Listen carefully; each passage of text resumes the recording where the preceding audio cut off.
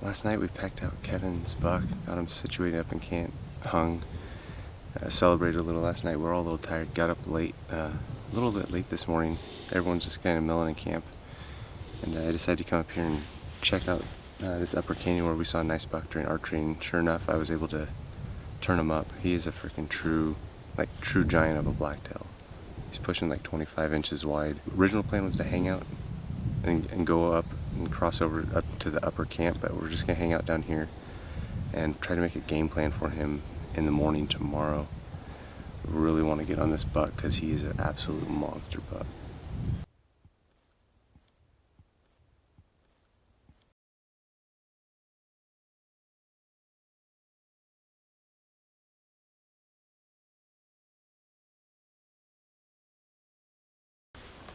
That's a big buck. He's a big, big buck. Oh, Jesus. Dude, that thing's wide. How big his body Holy is. cow, dude. Yeah, his inside spread is outside his ears. Yeah, he's so Look at his big. freaking body. I know, it's a...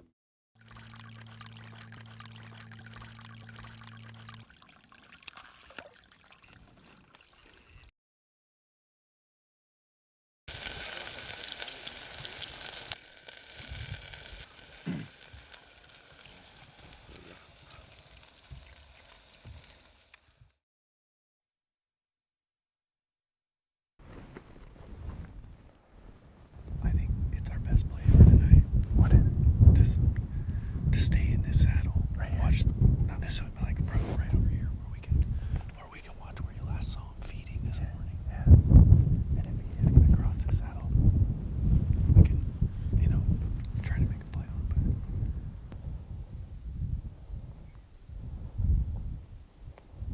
Just wait it out.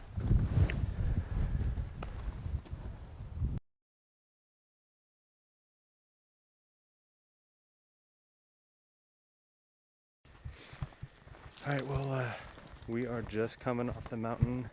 Got really, really windy. We got a storm coming in tomorrow. But I think the wind kind of just kept all the deer hunkered up on the north side of these mountains, and it got really cold. We didn't see a deer. Actually, Luke found one buck, but most of them stayed on the north side, and we weren't able to catch the other buck. So we're gonna get camp ready for the rain. Hopefully it's not too bad tomorrow and the wind dies down. And hopefully we find a buck. Hopefully we find that same buck.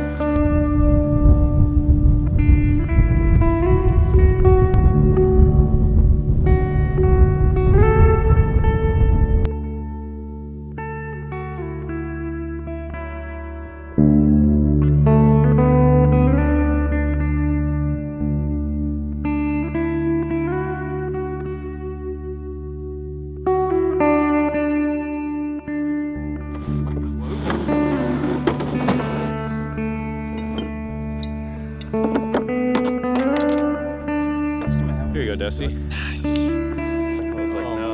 I was gonna Count these forward. at the point, like, or is that just sort of... Yeah, so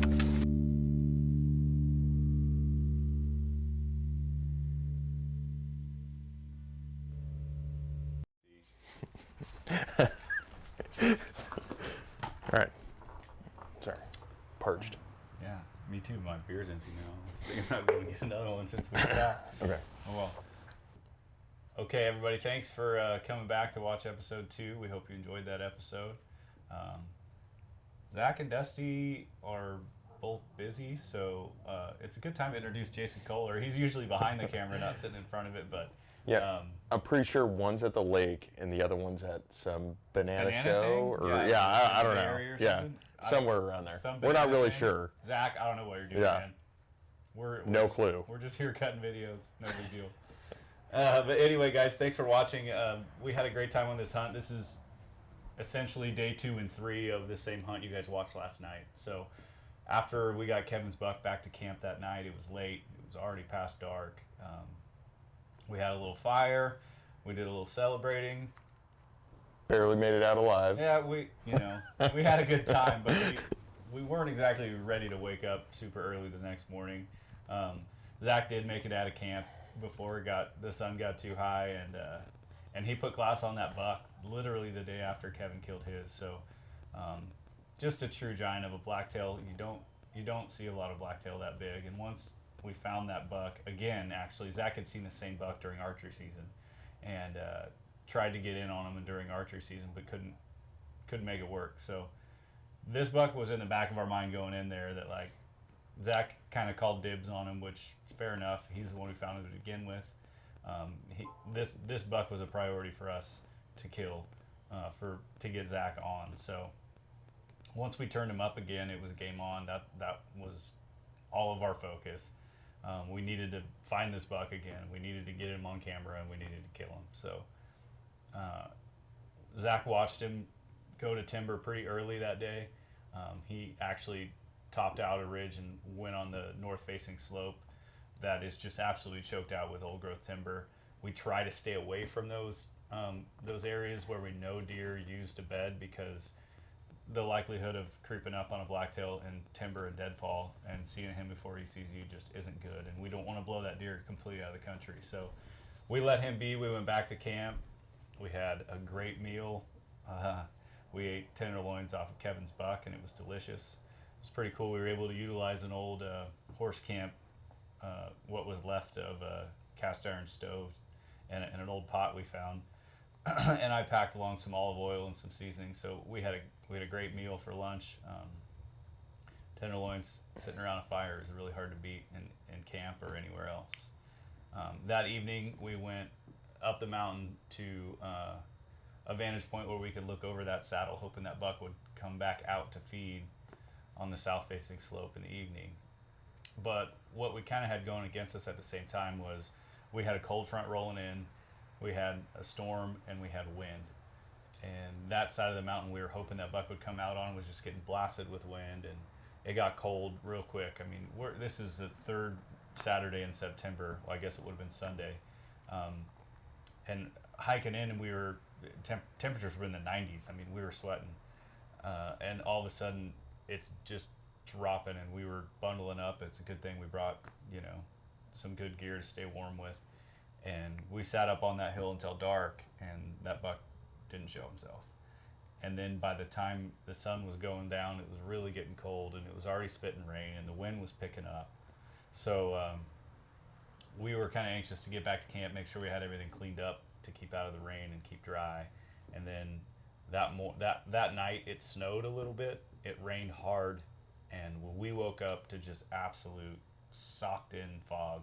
We were high enough that we were in the clouds. We still pushed up the mountain again to try and get on that buck, but our visibility was less than 100 yards. We basically hit that saddle and peeked over into that north-facing slope area a few times. We were able to pick up the two smaller bucks that were running with the big boy, but he was nowhere in there, and with the limited visibility and in that timber, even if he was there, we couldn't pick him up. We had opportunities to kill other deer, but we were not willing to settle. One, Zach wasn't willing to settle for anything but that buck until we knew he was gone. And two, I was not about to shoot one of these smaller bucks and screw up a chance at that giant. So, and I think Zach was grateful for that, because it was close. It was a little touch and go there for a minute. I definitely had one of my crosshairs and was thinking about it. But, I had a chance to kill a great buck that year and during archery season, and it was Zach's turn. So that was a priority. We didn't turn that buck up. Weather kind of chased us off the mountain. I mean, really, we had maybe another half a day to hunt, but we made a critical error, guys, that we want you to learn from in an effort to save weight. Not one of us, me, Zach, Kevin, or Dusty, we all brought our rain jackets, which are great until you don't have rain pants and you're walking through brush that's soaking wet. So literally each one of us were just drenched from the waist down. Our socks were wicking moisture into our boots. Our feet were soaking wet. You're sloshing it with every step. Guys, the weight penalty for rain gear, top and bottom, is worth it if there's even a slight chance of rain. Don't make the same mistake we did. If we had the right gear, we would have stayed on that mountain for the duration that we had blocked out for that hunt. The weather ended up breaking almost by the time we got back to the truck, which was miserable, but by the time we were there, it was just, that's what it was. So had we brought the right gear, we could have stayed on that mountain. Maybe the sun peaks out, maybe that buck comes out to eat again, and we get to kill him. But that's not what happened. That's not what we did.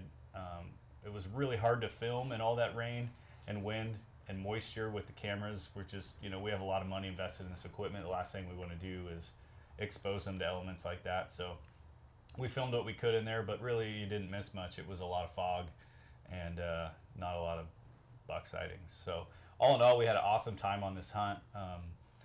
It's one of the first times that we were able to hunt, all of us as a group, besides Jason. Jason didn't get to go on this one, but just the camaraderie, the brotherhood, the laughs, the successes, the struggles that we all got to share together. That's what this is all about, man. I mean, yeah, we all love to fill tags and we all love eating venison, but the reason that we do this as a group and the reason that we like to hunt with these close buddies that we have is it's just an awesome experience to share with somebody that you care about, and those are the memories that are going to last forever. So anyway, I probably talked way too long about this hunt already. You guys just watched the video. We have some business to get into based off of last night's video. We're overwhelmed by the response to you guys, all the comments and all the people that are watching. We're really excited that this is being pretty well received. Yeah, for sure. We wanted to kind of just address and answer some of the questions that were brought up in the comments. So we'll just get right into that. First off, Ryan S. says, very well done. What part of the season was this, and did you see many other hunters in the backcountry? Thanks for writing in, Ryan. This was opening weekend of rifle season in B-Zone. So for those of you who don't know, rifle season in California for the general units like B-Zone, probably shouldn't say that, but yeah, it's a B-tag, guys. There's thousands and thousands of them in the state, and it's a huge area. So that is the third Saturday in September when it opens. We did get in there Friday before the season. So the day that Kevin killed his buck was opening day of the rifle hunt.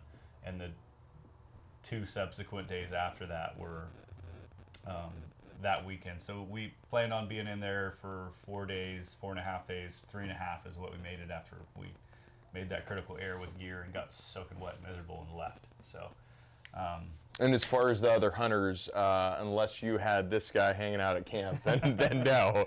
Yeah, we did see some other groups in there. One group was they had mules and they were way further than us. We just saw them coming out, and then there was another group of hunters that camped close to us but hunted a completely different area. So yeah, there were other people in there.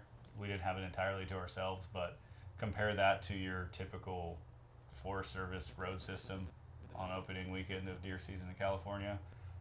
It was pretty nice to get away from the crowds, and so that's part of why we put on the backpacks and walk in there. Lynn Pluth, nice to see California hunting on YouTube. Yeah, man. I mean, it's not to say that there aren't other guys in California doing it, but there aren't many. And most guys who hunt out west are not thinking of California as a destination where you want to pay an out-of-state tag fee for, but especially for a B-tag. Especially a B-tag. But you know what? If you want to kill a big blacktail, it's a great place to do it. So if anybody's out there who's never hunted blacktail, maybe you're interested in it, there's a ton of public land. The A zone and the B zone are huge areas that cover a ton of terrain, and those tags are available over the counter. So and a lot of great blacktails come out of both of those units. I mean, look at Kevin. Perfect example. Perfect example. Kevin came out here from Arizona and killed his first blacktail. In a B-zone buck. Yep. So there you go. Yep, it's doable. But for us, this is where we live. This is where we grew up. California is where most of us have hunted most of our lives. We all try to go hunt other states too. We all love to hunt mule deer also, but and elk too. It's tough to get an elk tag here, so you got to go somewhere else for that. Well, yeah, some guys get lucky and pull an elk tag with no points and it get a happens. Roosevelt bull. Yeah, you know, just Yeah. happens to the best of us. Yeah. So you know. Yeah, sure. Yeah, that film's later, guys. We do have a film of Jason's lucky pulling a straw out of a hat and getting an elk tag here in Yeah. California. So Worked out pretty good for me, I think. yeah, I don't know. yeah. Well, how about we answer another one? We'll go to Cody Wade. Heck of a shot, Kevin. How far was that shot? Funny you should ask, Cody, because Kevin fancies himself a long-range shooter. And it was a heck of a shot. Nothing to take away from Kevin, except that it was 499.5 yards. So Not quite 500. Kevin, you just missed that 500 club, buddy. Just barely. I mean, just a smidge. I mean, But in all reality, like, heck of a shot. Heck of a it shot. was a great Yeah. shot. We always make every effort we can to get as close to our game as possible.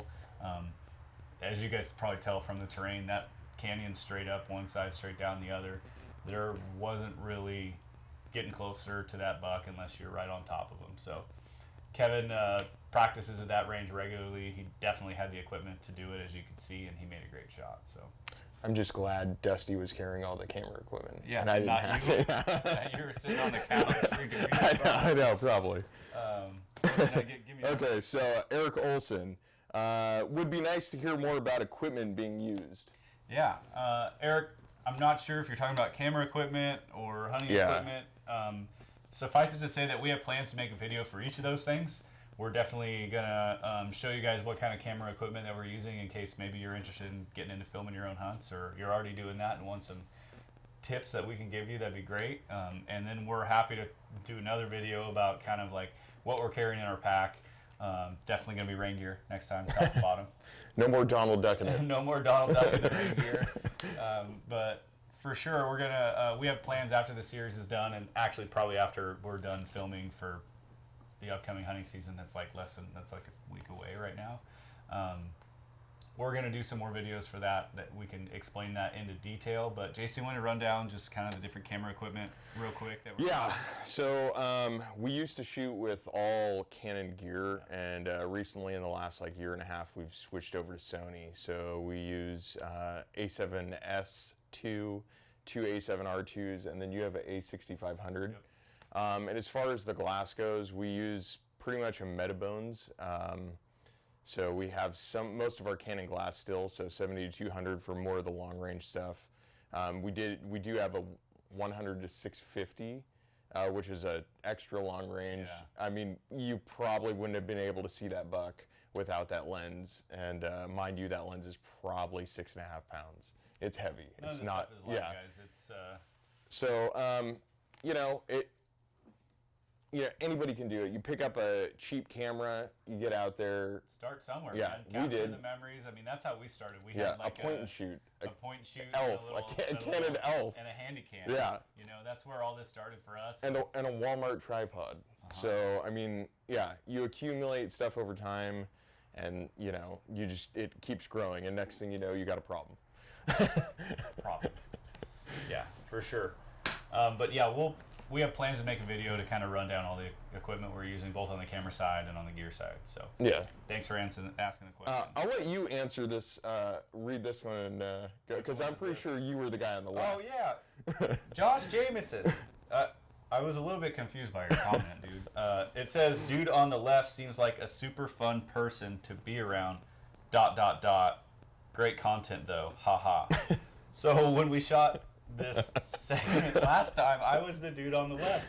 Am I a jerk? I don't know. Maybe I wasn't very friendly. Let me just say that I go to work at 3:45 a.m. every morning, and when we shot that video, It was at least 1 o'clock. at least 1 o'clock, and I was supposed to, you know, I didn't get much sleep. Yeah, long story I short, was down on my feet, man. he I'll was try to done be at like more 9 fun, o'clock. upbeat, Yeah.